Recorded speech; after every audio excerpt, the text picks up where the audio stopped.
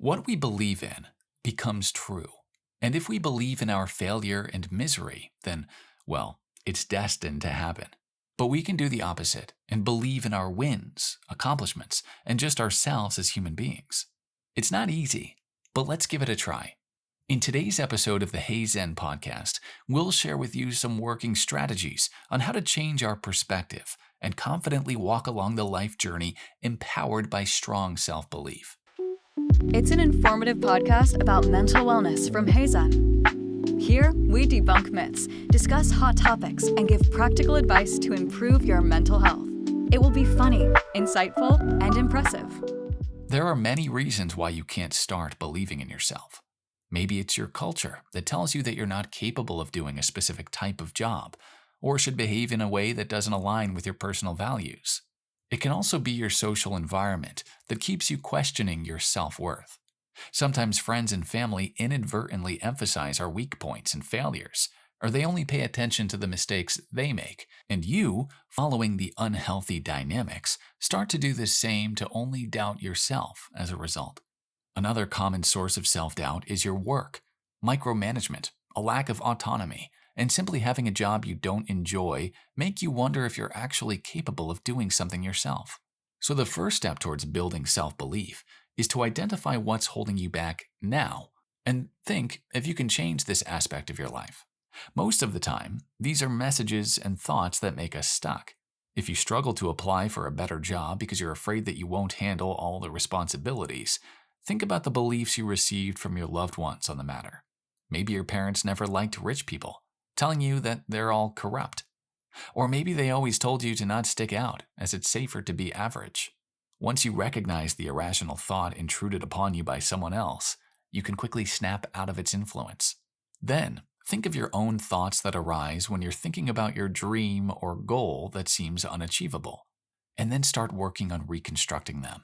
Just as your mind gets used to doubting your advantages and possible victories, doubt the negative thoughts and beliefs that hinder your path. For example, you may tell yourself that you'll certainly fail because you're not smart enough. Doubt this thought and reflect on the fact that there are just as many chances for your success.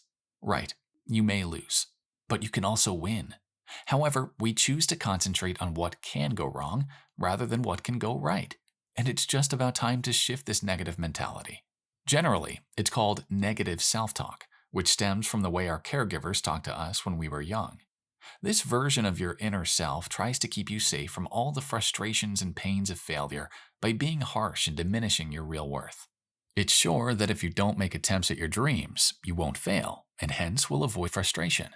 What it doesn't understand is that without those attempts, you'll never succeed either.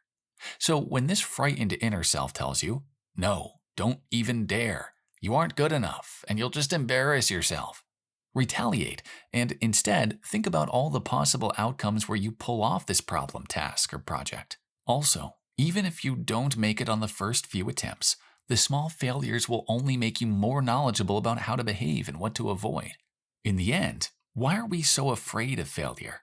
It means we are going our way and don't stand still at one point.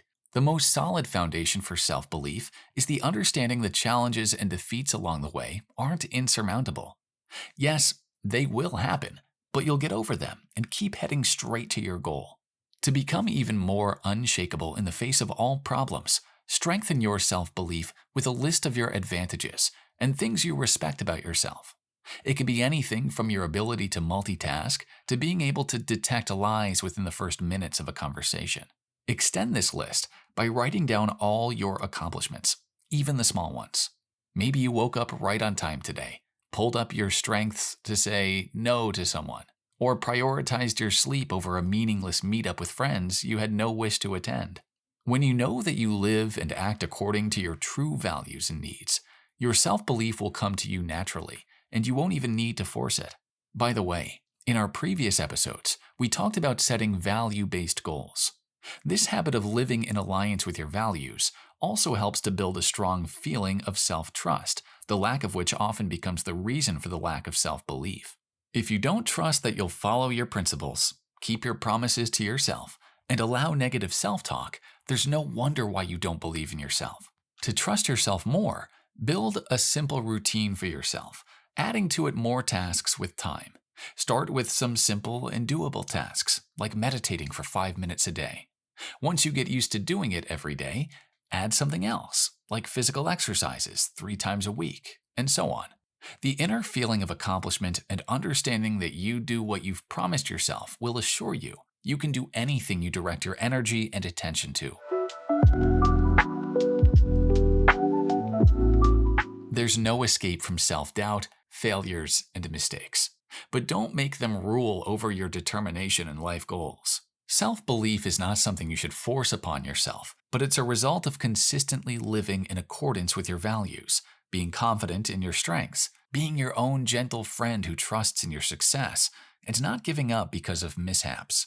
And this is the end of today's episode of the HeyZen podcast. Dive deeper into yourself with the self-love and self-belief to immerse freely from within.